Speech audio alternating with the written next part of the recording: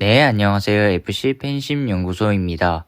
오늘은 대한민국이 북중미 월드컵에서 무조건 좋은 성적을 거둬야 하는 이유에 대해 토크를 펼쳐보도록 하겠습니다. 바로 가시죠. 일단 대한민국이 정말 많은 잡음이 있었지만 무사히 북중미 월드컵 본선에 진출을 했고, 이후로는 월드컵 사상 첫 이포트를 확정 짓기 위해 선수들이 정말 많은 고생을 했어요. 물론 월드컵 이포트를 위해 치룬 경기들을 보면 이포트에 들어간 게 맞나 할 정도로 경기력이 정말 좋지 않았죠. 사실상 하늘이 도왔다고 봐야 합니다. 진짜 제가 경기를 보면서 드는 생각이, 이렇게 좋은 멤버로 이런 경기를 하는 홍명보 감독의 능력이 대단하다는 생각이 들었어요. 이래서 축구는 감독이 정말 중요합니다. 이에 축구 팬들도 대한민국의 북중미 월드컵에 딱히 기대를 안 하고 있고, 그냥 북중미 월드컵 성적이 안 좋아서 홍명보 감독이 경질됐으면 좋겠다고 하지만, 무슨 일이 있어도 대한민국의 북중미 월드컵 성적이 좋아야 합니다. 왜냐, 우선 첫 번째로 역대급 꿀조입니다. 제가 정말 수많은 월드컵 조를 봐왔는데 월드컵에서 이런 조를 본 적이 없어요.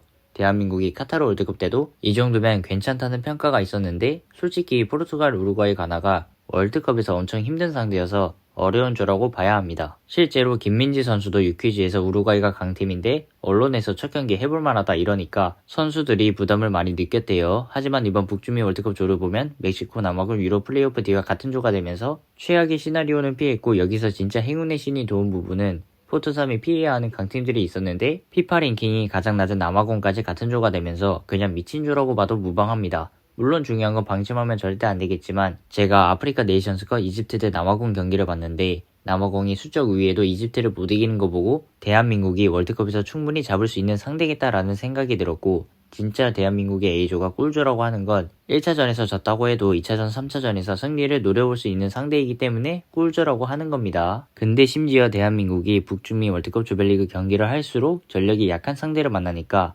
선수들도 더 수월하게 경기를 할 수 있게 되겠죠. 물론 고지대와 더운 날씨가 변수이지만 차라리 유럽팀이랑 붙는 것보다 이런 변수가 낫지 않나 싶습니다. 그리고 두 번째로는 마지막일 수 있는 손흥민의 월드컵입니다. 손흥민 선수가 북중미 월드컵이 자신의 마지막 월드컵일 수 있다고 직접 말하면서 LAFC로 이적을 갔고 현재 활약이 미쳤죠. 근데 여기서 북중미 월드컵 때 손흥민 선수가 만으로 33살인데 2030년 월드컵 뛸 수 있지 않겠냐는 분들이 있을 텐데, 물론 뛸 수는 있겠지만 문제는 과연 2030년에도 지금처럼 활약을 해줄 수 있을까가 관건이거든요. 하지만 지금 몸 상태를 보면 12시이다 못해 날아다니는 것 같아요. 볼리비아전이랑 밴쿠버전 프리킥골을 보면 소름 돋아요. 하지만 중요한 건 손흥민 선수가 북중미 월드컵에서 유독 더 죽을 힘을 다해 뛸 겁니다. 그리고 북중미 월드컵이 끝나고 A매치를 하다 보면 몸 상태가 어떨지 모르는 데다가 지금도 A매치 하루 전에 합류해서 선발로 뛰고 있고 대표팀 기록도 새로 썼으니까, 아마 제가 볼 때는 2030년 월드컵을 준비하다 보면 이강인 선수 중심으로 대표팀이 만들어지고 있지 않을까 싶습니다.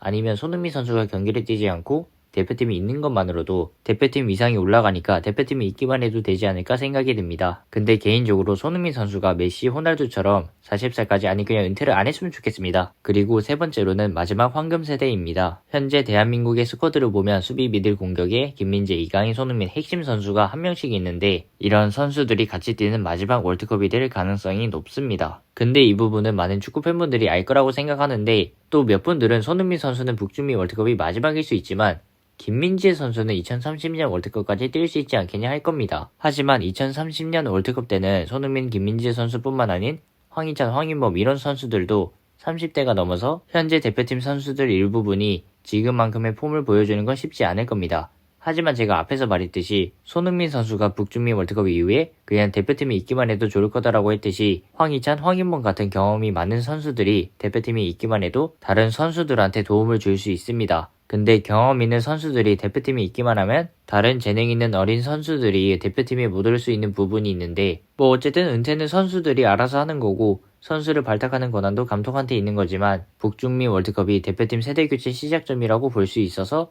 대한민국의 북중미 월드컵 성적이 반드시 좋아야 합니다. 하지만 현실적으로 대한민국이 북중미 월드컵에서 32강을 목표로 해야 하는데 멤버만큼 성적 좋았으면 좋겠습니다. 네, 저는 영상 여기서 마치도록 하고요. 제 팬분들과 시청자분들 그리고 구독자분들, 제 영상 시청하시느라 정말 고생하셨고, 저는 앞으로 더 좋은 축구 주제를 팬심으로서 재미있는 분석과 토크를 위해 노력하도록 하겠습니다. 그리고 팬심으로서 구독과 좋아요, 알림 설정은 큰 힘이 됩니다.